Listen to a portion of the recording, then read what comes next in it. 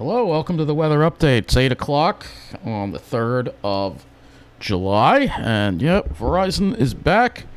And the good news is that the problem was fixed, and actually it was not actually a problem outside. It was a problem actually with the fiber optic cable actually that went through the basement and actually cracked, possibly from the heat that we've been having. So they had to run a new fiber optic cable, basically, a thicker one. Hopefully it's more resilient, because the other one they had was really thin, and I'm guessing whatever the case is, the temperature had some effect on it, being that it's been so hot lately.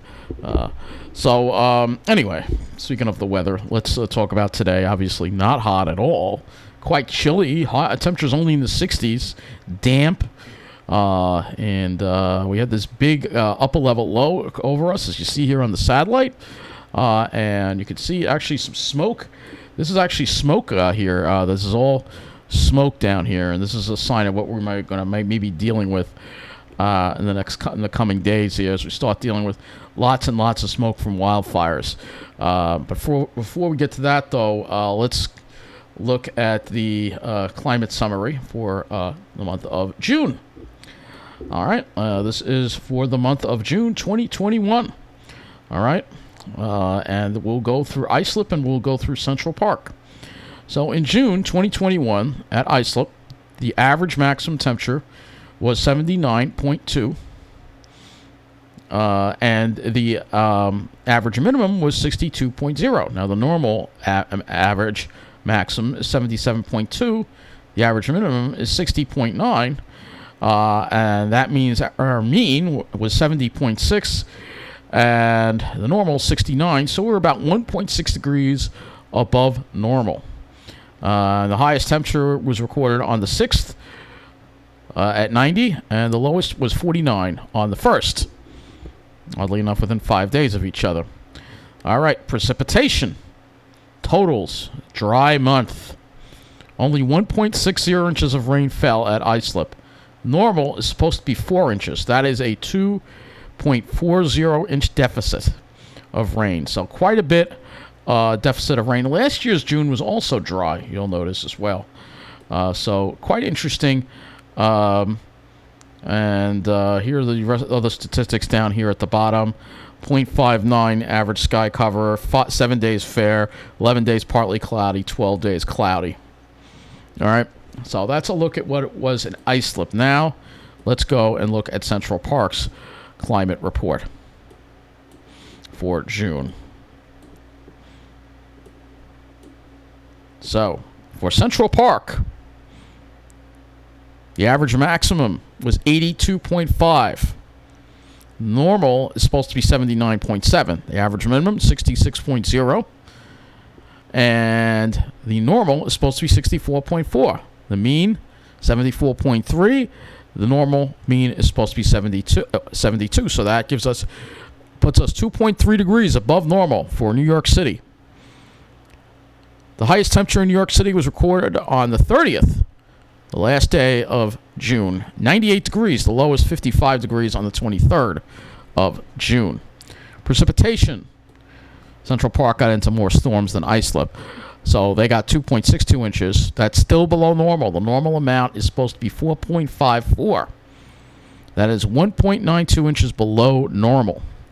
So a warmer and a hot, or you could say hot and dry, or warmer and drier than normal June for our area. I could look at other stations, but those are the two stations I'm going to look at. You get the idea of the pattern we've been in, all right? And that's a pattern that's really been echoed throughout the whole country. That is the next thing that'll bring us to the next thing that I want to talk about, all this wildfire smoke.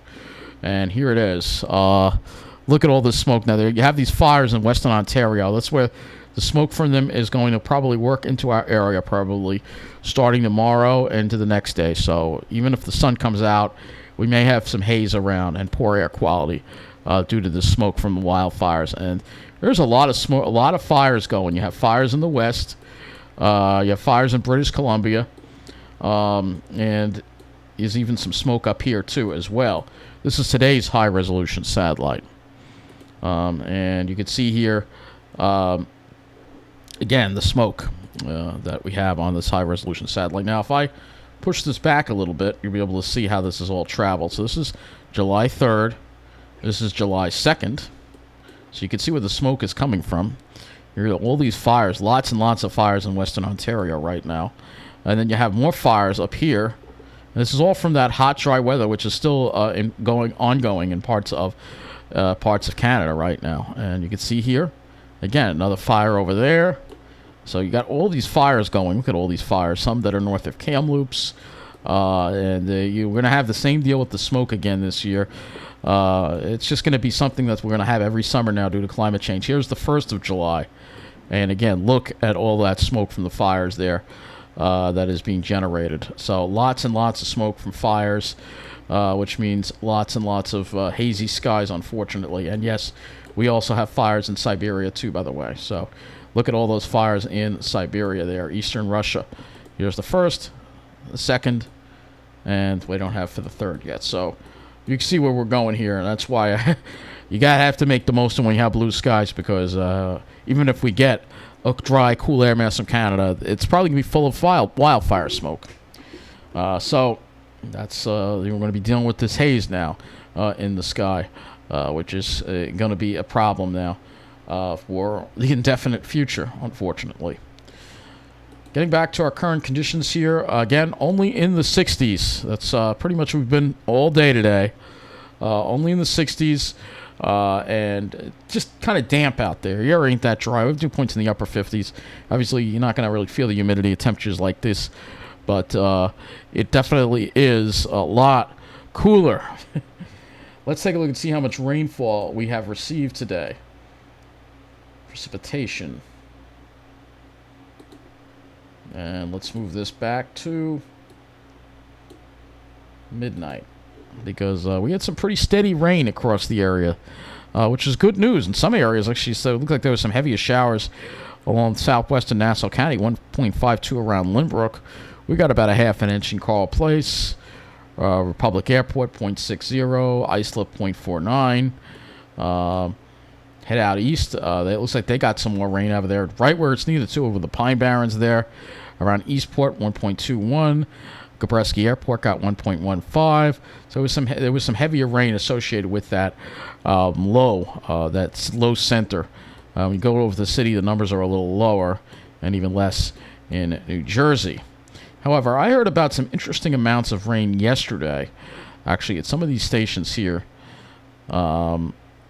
Yesterday, some cells, somebody said that there were cells sitting over Whitestone.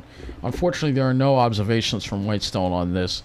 I would have to go and look at Wonderground, which I don't know if I can. Let me go to Wonderground, and we'll go ahead and we'll see if we can verify this, that they actually had received a lot of rain yesterday, because there were some cells that were sitting over the same area. Let's see if I can find something around Whitestone here.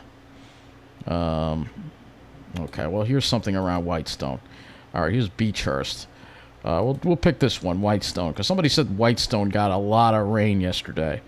And, obviously I had to keep my weather updates short, so let's see if we can get that information for yesterday, July the 2nd. Let's see if we can verify that here.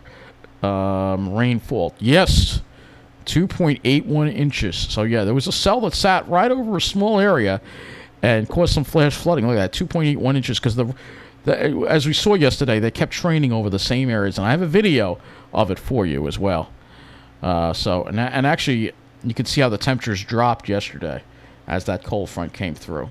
So, yeah, some localized areas got 2-3 inches of rain. We didn't see that here, but some localized areas, Whitestone was brought up as one of the areas that really wound up getting a lot of rain yesterday. Very localized, because these cells were just sitting over them.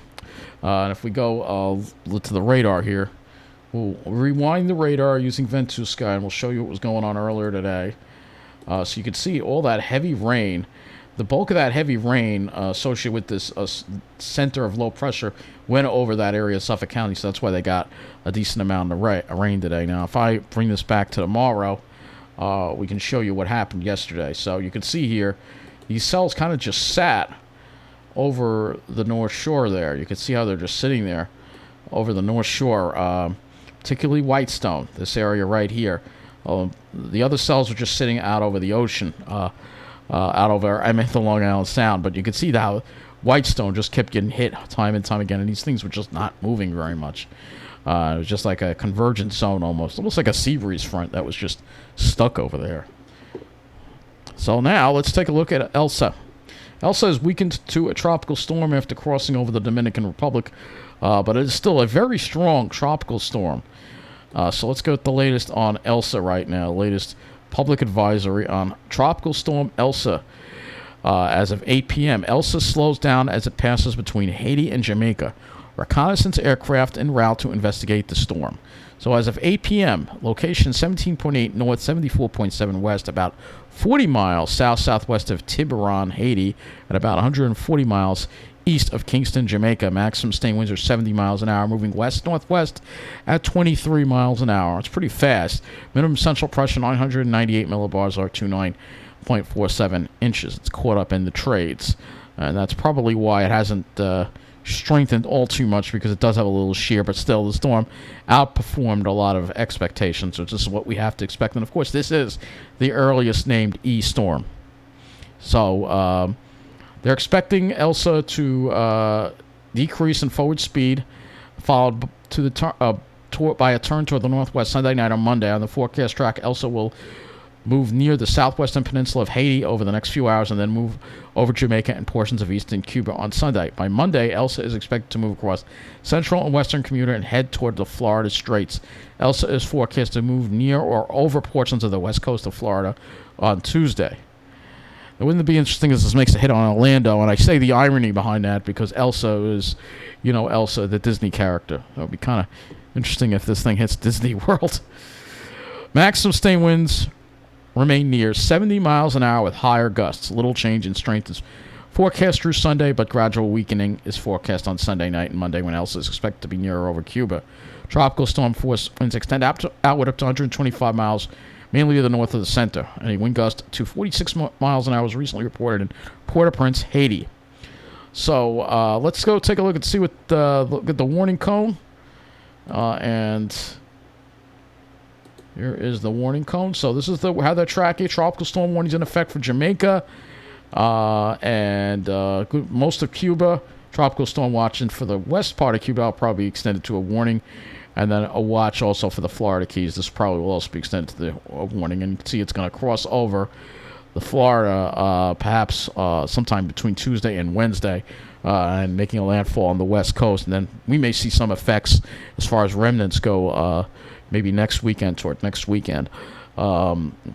this is bad because, as you know, a horrific building collapse in Seaside. It's been in the news a lot lately, and this could be due to climate change. The building foundation, saying that the foundation, there are like 150 people missing. It's a huge tragedy, and again, this climate change might have played a role in that.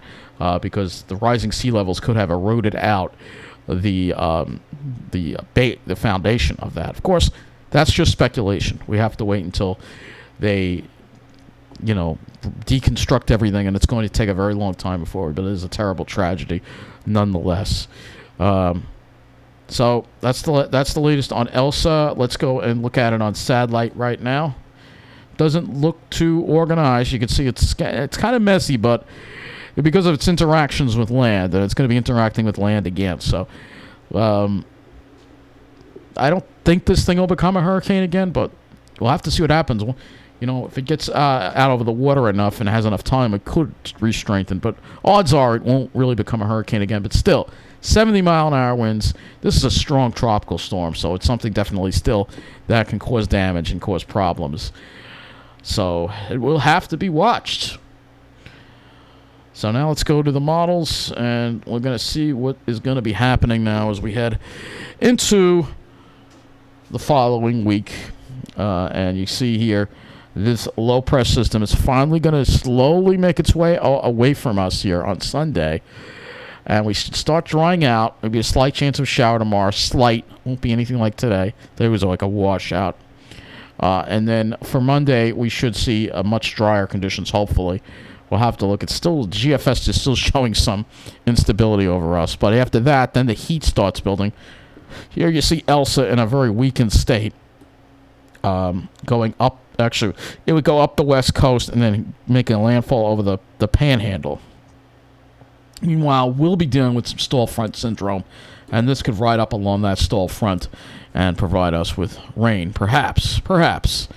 And that stall front might get out of here by the weekend. It might not, but it's still showing kind of an unsettled pattern here.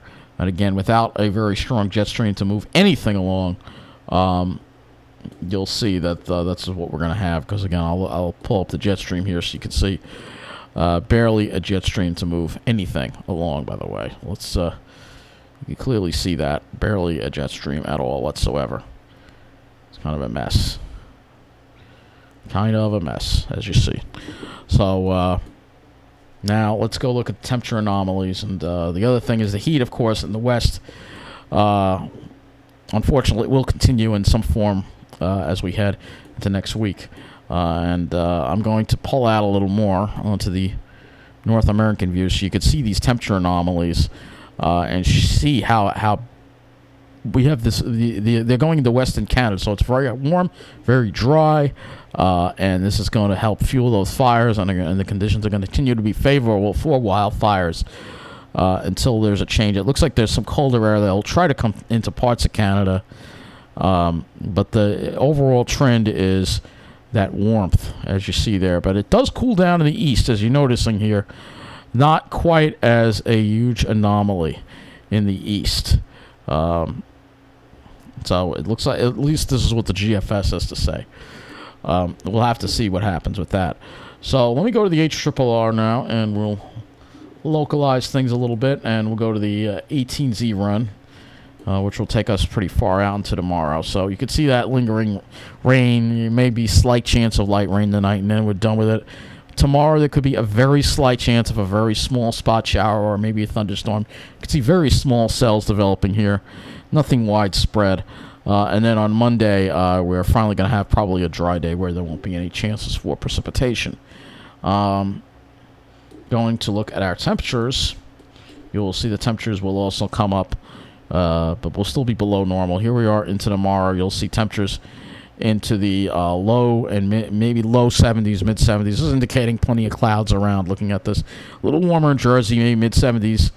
And then we get warmer on Monday with highs on Long Island, upper 70s, maybe close to 80 in Nassau County, and probably mid-80s in Jersey. All right. And then after that, the temperatures go up even more. Go to the GFS, and you will see here that we're going to start dealing with some heat on Tuesday. Here you go. Jersey's in the 90s and maybe 90 in northern Nassau. So it looks like there will be a good sea breeze according to this, at least looking at that. But then here we are Wednesday. Wednesday's the brutal day because we're going to have more of a westerly wind. So everybody gets into the mid-90s. Wednesday's going to be that one brutal day. And then it cools down by Thursday. We're only in the 70s again. And then after that, we're only in the 70s. And then it doesn't really look like it'll get too much hotter after that. I'm not going to go beyond that. So, I mean, I guess I will, but just for the hell of it. As we go into the 12th, the 13th, see if it's showing any other heat waves, perhaps. It's not really showing. It's not until the end of the period that it might show another substantial heat wave, and that looks pretty bad. But of course, that is like 10 plus days out, so I'm not going to worry about it too much. The other thing, of course, we'll watch is the humidity. So.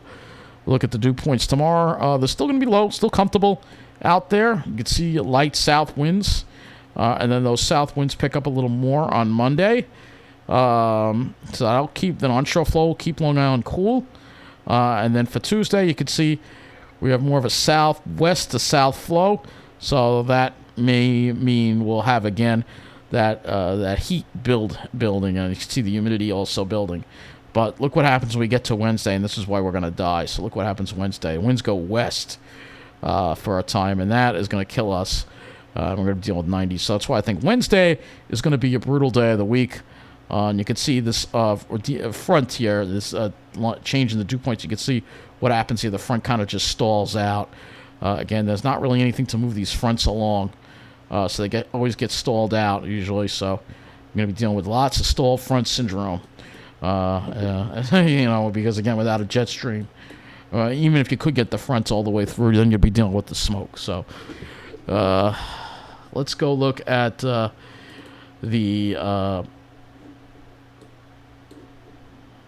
let's go look at the NAM model. And I want to use the NAM model and look at the sky cover as we head into tomorrow. So plenty of clouds today, plenty of clouds tonight. Tomorrow, we're also going to have plenty of clouds, but there will be breaks of sun, particularly in the afternoon. Maybe we'll go mostly sunny for a little time later in the afternoon. But plenty of clouds. And then Monday, we're going to deal with plenty of clouds around. Probably high clouds, a mix of all kinds of clouds probably, with that kind of setup probably. That's what it looks like here. And also want to pull up the radar simulation as well, because you'll see here, when we look at the radar simulation, the NAM is a little more aggressive in the shower and thunderstorm development tomorrow, and has some pretty strong stuff actually developing over Jersey. And then going to Monday, the NAM even has a little something on Monday forming over New Jersey. And then it has something like this. I don't know. This may be just convective feedback. I don't know what that is there. But you can see, not really great weather. I mean, it's going to get better, but it's not the kind of weather we had. That was just awesome weather, and, you have to, that's such a rarity to get that kind of weather over here. Let me look at the sky cover on the RGM model. I mean, it's kind of pointless because even when the sun comes out, we're probably going to have smoke. So you can see, again, a lot of clouds. It won't really be a nice blue sky. Probably not. And Monday, probably Monday should have the most sunshine. So if you're looking for sunshine or a good beach day, Monday would probably be your better day. And that is a holiday. July 4th, when it falls on a Sunday, is observed on Monday. And then you'll see for Tuesday, some high clouds around. It could be smoke. We'd have to look at some smoke models to see where the smoke would go, as far as that goes. Let me go to the, speaking of that, I guess we could, well, I also want to look at I'm not going to go to Ventusca. Let's go to Earth Null School. I think this does actually predict the smoke, so let's try this and see if we can get this to show you where the smoke will go. All right, we got to go to particles, and which one is the best for smoke? I have to pick which one is the best for smoke. Probably this one here. All right. So be able to track the smoke here. All right. So we can track this, and we can go ahead a day. This goes ahead 8 hours. This goes ahead 1 hour. I wish it would jump by a day, but it doesn't do that. It does 8 hours at a time. So this is 8 hours at a time. We move this along here. We're into tomorrow, and you can see all that smoke. It's mainly just off to the south and the west of us. But then as we get into the 6th, you'll see more and more of that smoke get in here on Tuesday. And I think Wednesday especially, we're going to be seeing a lot of that smoke. So that's as far out as that model goes. But yeah, we're going to be dealing with this smoke from the fires, especially if you're south and west of the city. This is just a model to forecast. It's very hard to predict where it's going to wind up. So just be prepared for the possibility. You're like, we're going to get nice blue skies. We may not. We may get hazy looking skies with the smoke around from these fires. So just keep that in mind. So I guess that's going to wrap up this weather update. Take care and have a good night and a happy 4th of July.